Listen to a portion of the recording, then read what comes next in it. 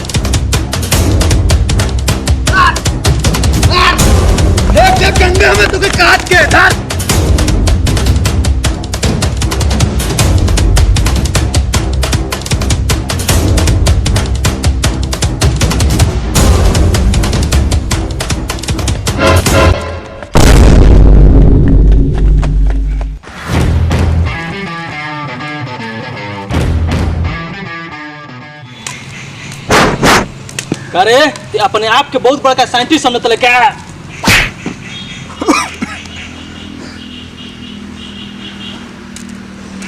अरे जवार का माफिया हमनी कहते हमनी से बच के भाग जबे। देख ये ठीक नहीं है करते। अरे अबे करत कहां बानी? करत त न दर्द होई। अरे मिठवा काम के बात कर, मौका की बात मत कर। तनी के कौनो बचना पैबा सा कानून तनी के छोड़ी ना। ए कानून गल बाढ़ में जले खजाना का नक्शा न देबे तले तो के हमनी के ना छोड़ जाई। मर जाई लेकिन खजाना का नक्शा ना बताई। ना बतेबे? अरे जुल्फिया सूटकेस उठाओ और खजाना का नक्शा निकाल ले। ठीक बा बेटा, ले आओ तुम। ए बेटा मैं तो सुरती बा वीडियो बनाई खइबे। चुप सारे। करे हमनी से चलाकी ना बतेबे खजाना का नक्शा कहां बा? ना बताई ते ना बताई। अरे एक एक क्या करो सा जब नक्शा नहीं बतावा तब मार सब मार के स्विच ऑफ करो सा।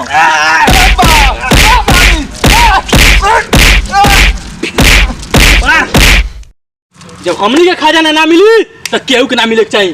चलो सुन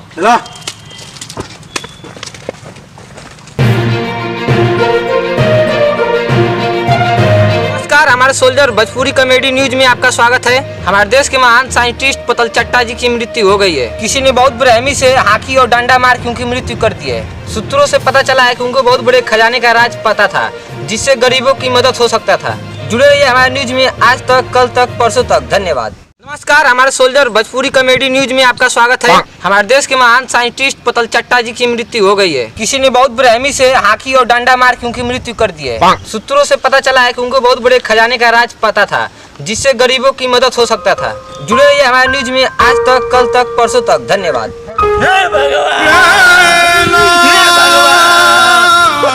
साइंटिस्ट के मुंह देना सा हो हमनी के रक्षा करी, हमनी के भला करी, हमनी के मदद करी। हे भगवान, अरे बड़ा भला आदमी रहना हो। हे भगवान, अरे बाप हो बाप। अरे बाप हो बाप। अरे काय रो तो ठिका भइल रे। पता चलता क्यों तो मार के मुआ दलन। अब हमने कौन मदद का भगवान कितना निर्दयी वाला काहे न का 4 दिन पहले मुआ देलक कि जोन पैसा देबे करा उ ना देती बच गले। अरे सारे कितना आरामी भरे मार से करा। नो ओ बेचारा के हाके से छाती मार के मुआ देना सो अब तो के पैसा भरल जाता है। बेशर्म आदमी के केहू का फोन आता हो। ए रुक जा साहब, बॉस का फोन बा। जय हिंद सर। जय हिंद। जी सर, कैसे याद किए? जितना जल्दी हो सके सभी लोग ऑफिस पे पहुंच जाओ, बहुत जरूरी मीटिंग करना है, जल्द से जल्द। ओके सर, 5 मिनट में पहुंच रहे हैं।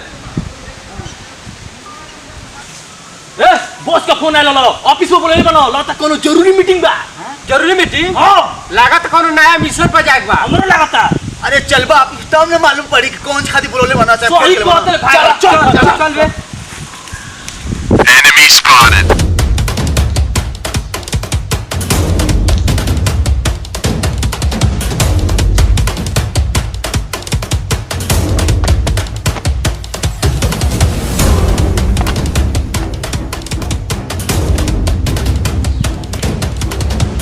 सोल्जर्स, जी साहब।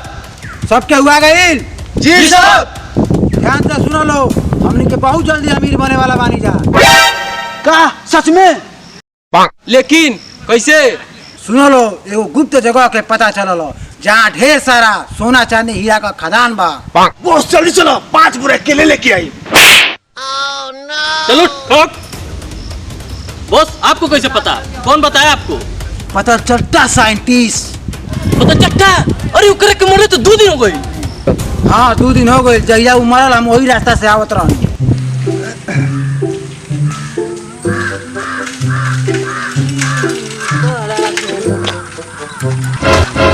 अरे बाप रे, कोने का खून हो गई बा। अरे बाप, अरे माई, अरे दादा, अरे बाप, अरे माई, अरे दादा। ये तो पता चट्टा लगा था साइंटिस्ट। अरे पता चलता जी का भइल, कैसे भइल, कैसे खून हो गई? हमारे पास टाइम नहीं के, ध्यान से सुन। हम जो बोली बोली सुनो तनी। हम एगो जादुई खजाना के खोज कइले बानी। वो खजाना के पास जाए खातिर एगो जादुई दीवार पार करे के पड़ी। अच्छा, ये दीवार सोना चांदी खातिर साला 10 गो दीवार फान जाए। चुप, पहले देख ओकर बाद पता चली का करे के बा। वो दीवार दिखाई दी तब जब तिलस्मी पत्थर रही तारे पास, तब वो कहाँ बात है असमी पत्थर? पत्थर के 4 टुकड़ा में करके हम गणेर गांव के 4 लोग की गटई में माला पहिरा दिला बानी। अच्छा, आला लेके जो और सारा खजाना का मालिक बन जो। ठीक बा, हम पत्थर लेके जाए, खजाना लेके आए। रुक रुक, सबसे जरूरी बात, वहाँ 4 गो सवाल के जवाब देवे तब खजाना हासिल होई। ठीक बा, बताओ। जवाब बताओ। जवाब बताओ। समझ में आ गई? जी साहब। सबसे पहले गांव में जाके तिलस्मी पत्थर हासिल करे के बाद ओकरा बाद 4 सवाल के जवाब देवे के बाद, जौने के बारे में हमनी के मालूम नहीं के। टेंशन ना लो बॉस, एकरा खातिर 4 का 10 गो सवाल का जवाब दे दे। आओ हम लोग सब मिलके शपथ लेते हैं।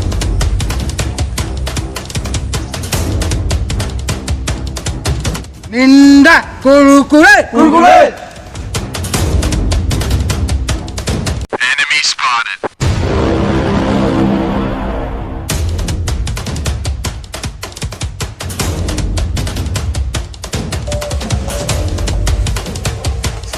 सोल्जर रुको।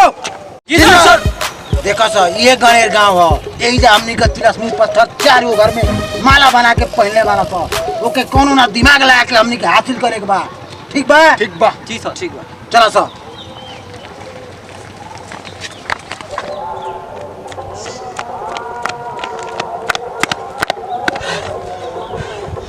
अब हमने गरीबी दूर हो जाई। बस तिलस्मी पत्थर हाथे लग जाओ। चल भाई, जल्दी जल्दी काम पर लग, चल जा। कुरकुरे। अरे कुतना कुतवाला ये भौजी। गुदवाला हो, गुदवाला हो। हो पिंकी, अरे गुदवाला हो, अरे गुदवाला हो। ए पिंकी रिंकी आवला हो, कन्ना कुतवाला तलो टोला मेल बिंदा हो। अरे गुदवाला हो भौजी, अरे पिंकिया, अरे रिंकिया, यारवा के नाही पर भातला के नाम लिखवाला सरे। गुदवाला हो, गुदवाला हो। अरे पिंकिया, अरे रे कन्ना कुतवाला सरे रिंकी पिंकी चिंकिया।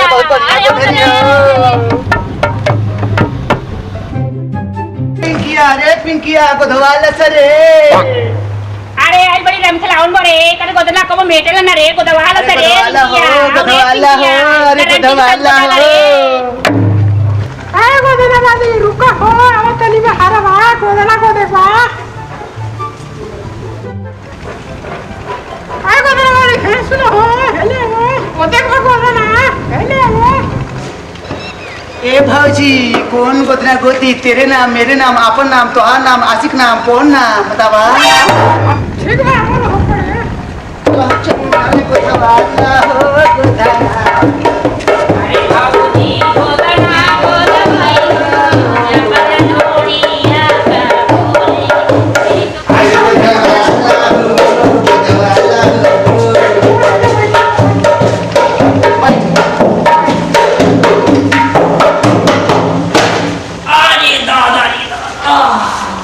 ए भौजी, कौन बराती गोदवाई बू? तेरे यहाँ के हा ये ना सटल है नहीं रहुआ जी हैं हमारी रहुआ हम सटल हां कब छोड़बे ना कला ढोलक लेके बजाते रहेला। अच्छा अच्छा भाई कौन है चलो दिल ना लगाओ।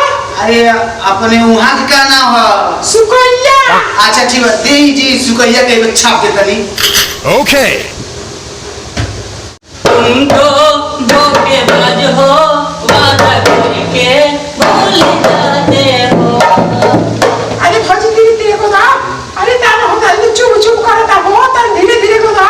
रुको जरा थोड़ा सब्र करो बर्दाश्त करो अभी हो जाएगा। अरे बड़ी दुखाता हो दादा। अरे लो हो गया थोड़ा सा भौजी थोड़ा सा हो गया। अरे आराम से बोला हो भगाता। हो गया पता चला। ए भौजी गुदना तो गुदवा दे गुदना को धोइले में का देबू का लेबू आटा लेबू कि चावल लेबू कि रुपया लेबू। ना हमको वो सब नहीं चाहिए और वो जो मानो पहले बनी लकटवा उगे दे दी ना। ठीक बा ली सब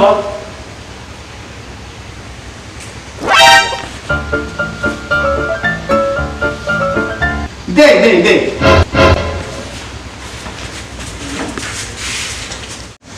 अरे भाई हमार जादू वाला दी सब भाग भौजिया दे और खाना ले देना भाग भौजी भाग अरे दी सब भाग अरे बनाला दी सब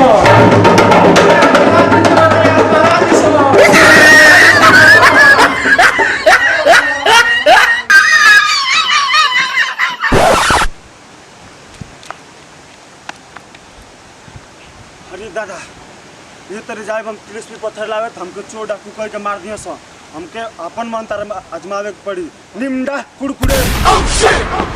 10 रुपया में कान छे दवाइए जोन मन करे वो छे दवाइए चाचा चाची मौसा मौसी काका काकी जोन मन करे वो छे दवाइए कान छे दवाइए चाचा मौसी बहना भाभी चाची काकी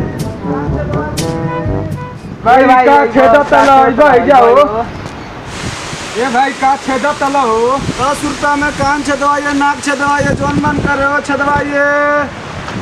ई का तो तले रे ई का 10 रुपया में कान छे दवाइए नाक छे दवाइए और क्या छे दवाइए। भाग सारे भाग दोबारा लौकबे तो चप्पल लेते पीटे चल भाग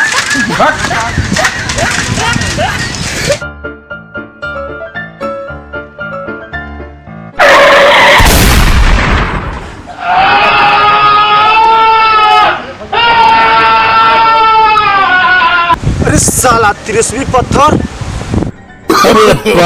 नो भगवान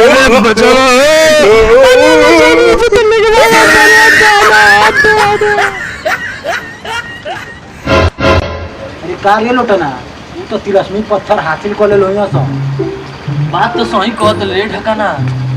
चुप देखो ये राम जितना आता है हुआ तो बताई।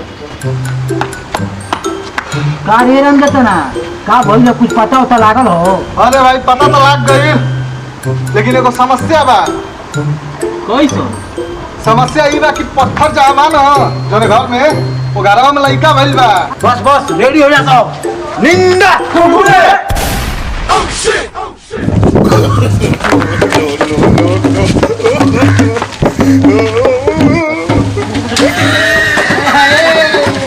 ये गाना का हो थोड़ा ये लागता हो ये आओ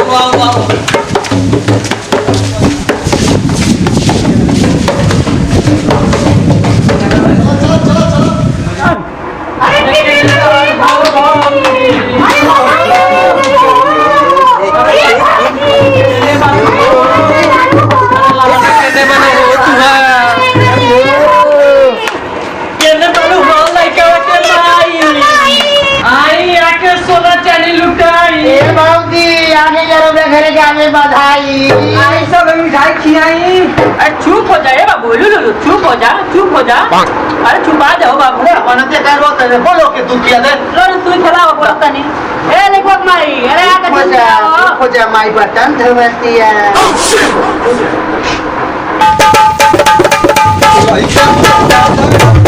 What's on the phone by your next sound is your next. जाता है क्या भाई खल बड़े अब तो खजुआ होता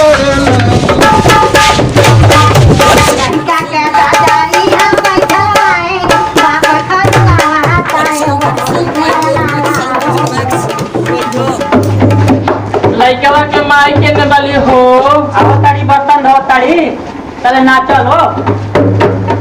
अरे लइका के माई बर्तन धोवताड़ी बाप खजुआ बहताड़े हो लाला ना जुगु जुगु लाला ना जुगु जुगु ये फुलवा नवा बाबा नवा में भाग जागलो लाला ना जाओ One phone, baby phone, right over next sound is Max. Yo, yo.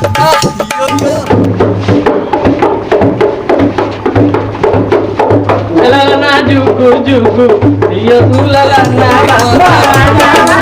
One phone, baby phone, right over next sound is Max.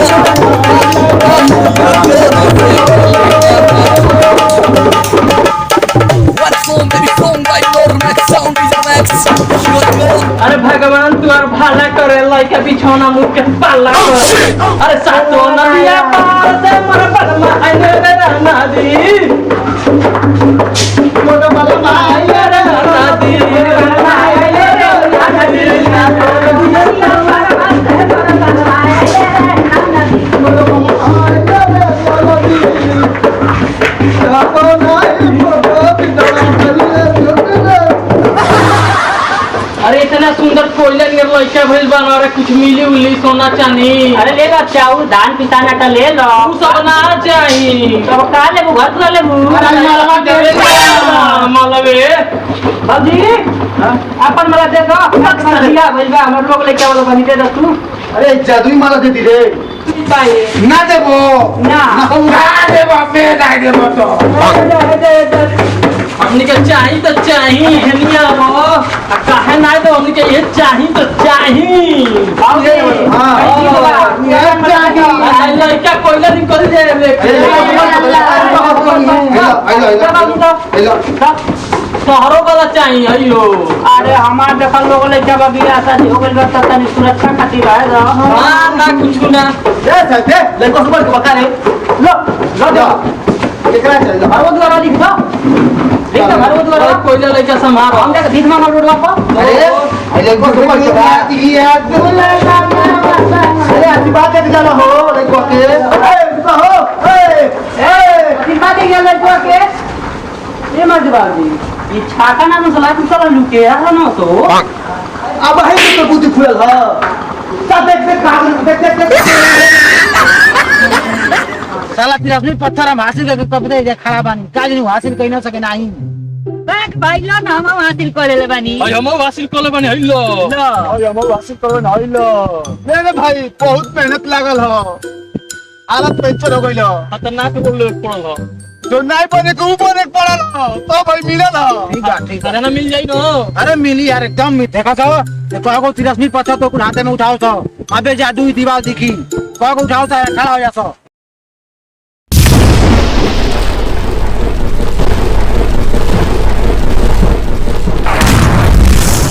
अरे साला हऊ देखा था जादुई दीवार हऊ देखा सो चलो सो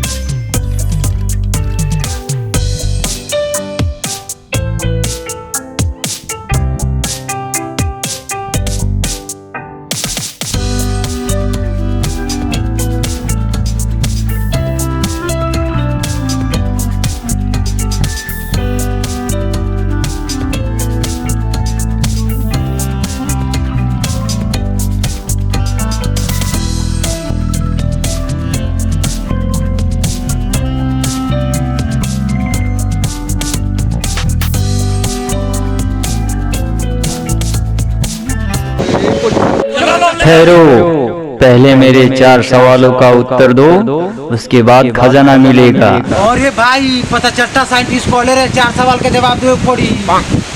देवल जाई पूछो देवल जाई पूछो। अगर गलत जवाब दिए तो खजाना गायब हो जाएगा। पहला सवाल, निमिया के डाढ़ी मैया लावेली झिलुआ किस सिंगर का गाना है? ये कौन सवाल हो? बिल्कुल गलत जवाब। सर एक सवाल गलत कर दिले, पूछा हम बताओ तनी पूछा। दूसरा सवाल, बर्फ के पानी रगरत बानी, इस गाना में बर्फ कितने किलो का था? चाहें तो फोन करके आप पूछ सकते हैं। कौन सिंह से पूछी इसको किलो बर्फ रहा है?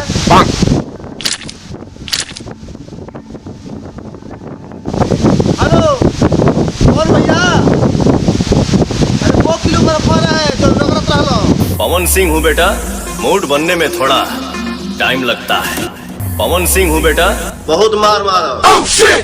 ले अपन मोबाइल नहीं बतिया, अभी मूड बनने में टाइम लगता है। बिल्कुल गलत जवाब।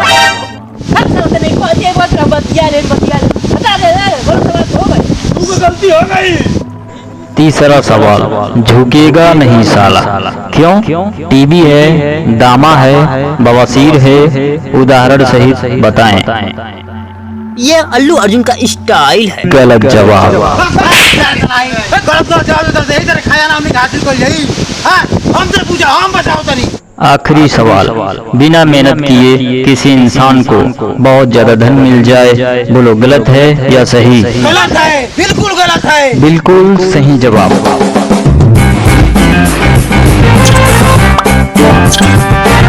हेरो, अब आप जाओ और मेहनत करके खूब सारा धन कमाओ और लालच का रास्ता छोड़ दो।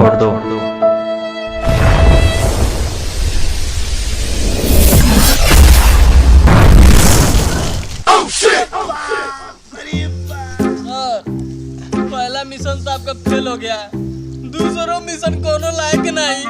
अब क्या करिए, साला भिखारी के भिखारी है नहीं जा। कसो सारा मिशन एगो स्टार्ट करता नहीं, बहुत सुपर डुपर एकदम हमें बहुत बड़का आदमी बना दिया। हमनी के टेंशन मत लो। ए छोटी बम